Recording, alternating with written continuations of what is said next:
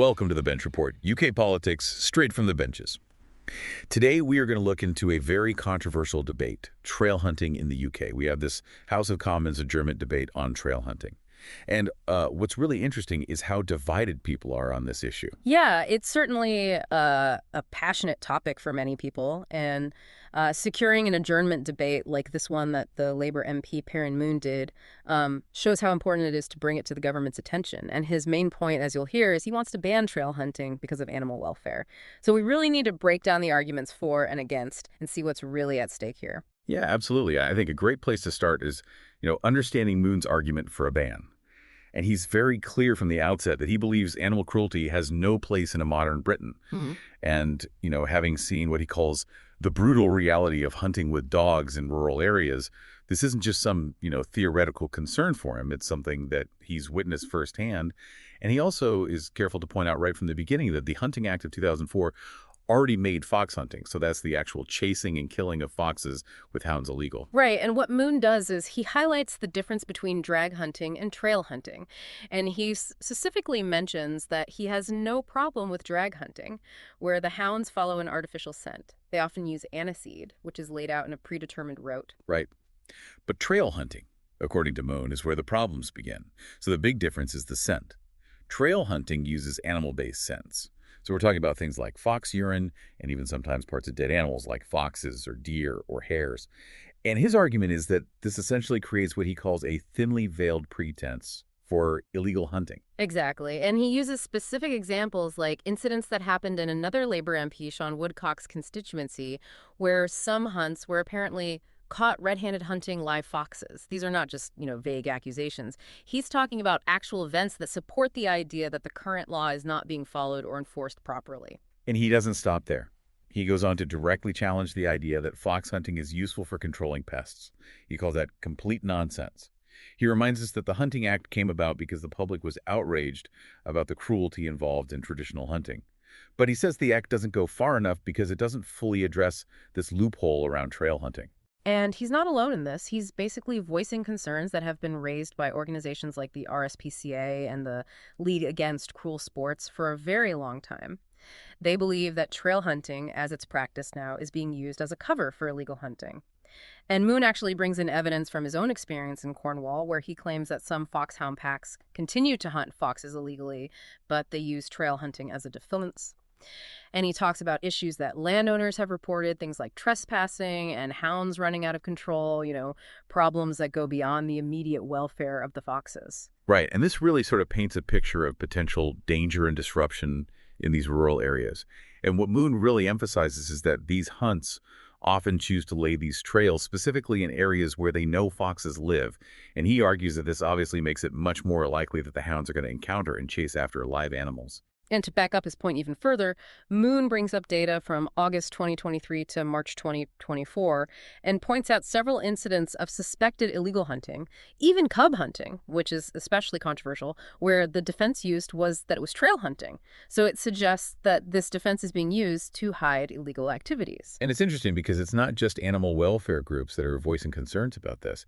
He mentions that some really prominent landowners, organizations like the National Trust, Natural Resources Wales, Forestry England, United Utilities, and even the Lake District National Park have all taken steps to restrict or even completely ban trail hunting on their land. And that really shows you that this is a widespread concern that crosses different sectors. I think this quote from Assistant Chief Constable Matt Longman is really significant.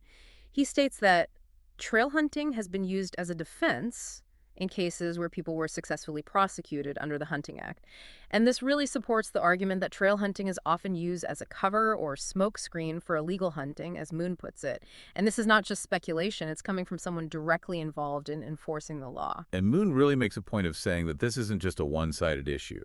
He mentions concerns raised by MPs from other parties like the Conservatives, Liberal Democrats, and the Greens, which suggests that there's a broad discomfort with the current situation across the political spectrum.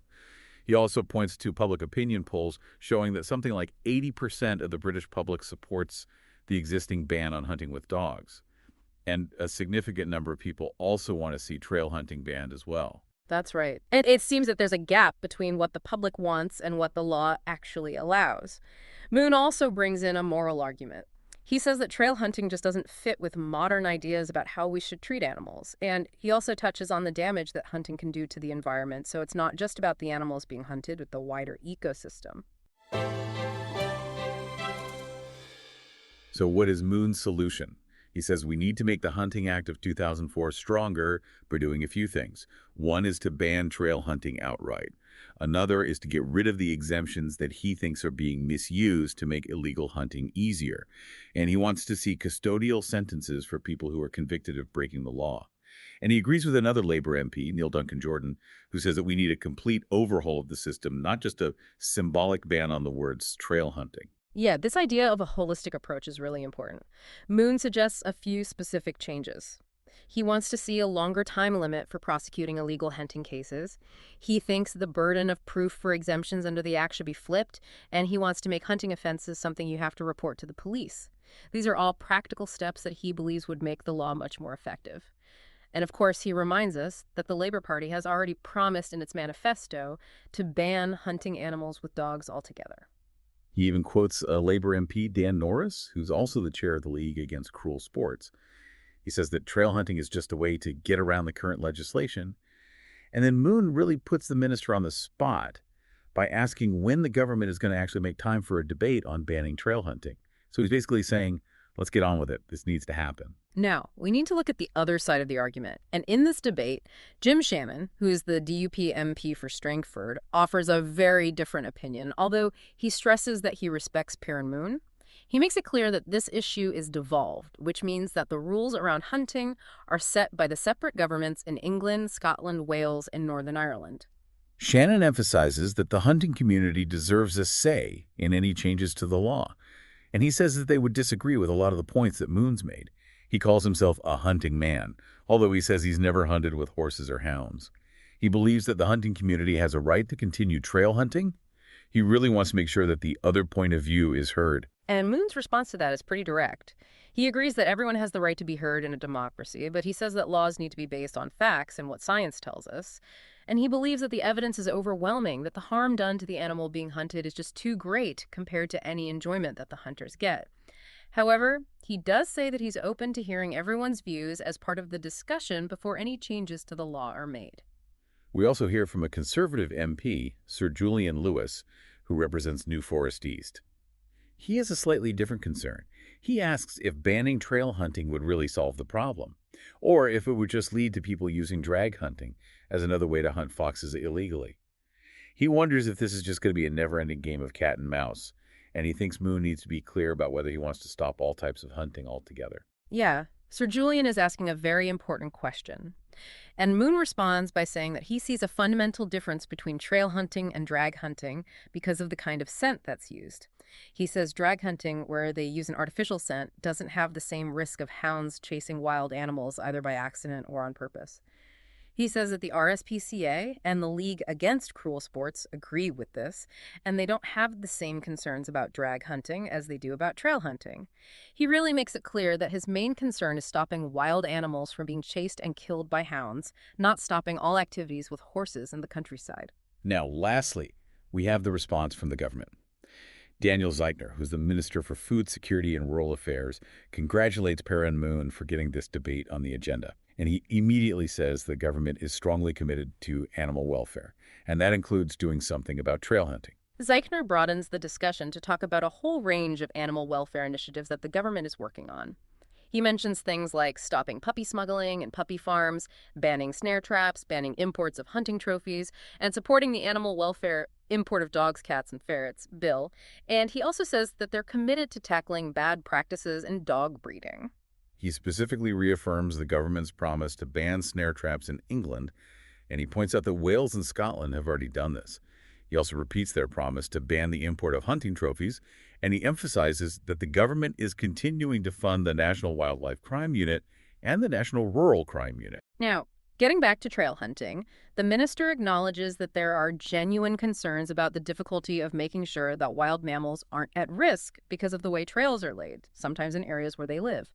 And he specifically refers to the reports of suspected illegal hunting and hunts causing distress, which were brought up earlier by Moon, and these reports came from the League Against Cruel Sports. And importantly, He confirms that the government is committed to banning trail hunting. So he makes that commitment, but he doesn't give a specific date for when this might happen. Instead, he says that they're going to have a thorough consultation later this year to make sure that any new law is effective and that they understand what its impact might be. He also responds to Jim Shannon's point about the hunting community being important for the rural economy by saying that they will look closely at the impact of any changes and that they will talk to everyone who's affected. The minister finishes by saying that the government is going to take a broad view of animal welfare that includes all types of animals, farm animals, pets, and wild animals. And he says he looks forward to working with Perran Moon on these issues. So we've really gone into detail about this debate on trail hunting. We've looked at the arguments for banning it, which are mostly about animal welfare and the idea that it's being used as a cover for illegal hunting. And we've also looked at the counterarguments, which focus on the rights of the hunting community and the possible challenges in making new laws. This whole discussion really shows how difficult it is to find a balance between protecting animals and respecting rural traditions and people's livelihoods. And it also highlights how hard it is to make sure that the current Hunting Act is being followed. While the government has now said they will ban trail hunting, the details about how this will work and when it will happen are still unclear. We'll have to wait and see what comes out of that consultation. Yeah, and this leaves us with some really big questions to think about. How can we as a society protect animals and respect rural traditions at the same time? What changes to the law would actually make a difference and stop illegal hunting? This is obviously a really important issue, and the debate isn't over yet. Absolutely. This upcoming consultation is going to be a crucial moment in shaping the future of hunting laws in the UK. And the views that people express will definitely have an impact on what the final ban looks like. It really shows how complicated it is to turn people's values into laws that work in practice. Check out the episode notes and find us on social media at Bench Report UK. Take care.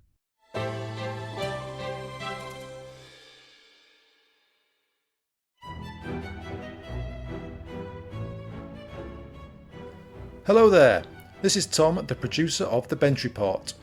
Listener suggestions are vital to my mission of making politics more accessible and accountable.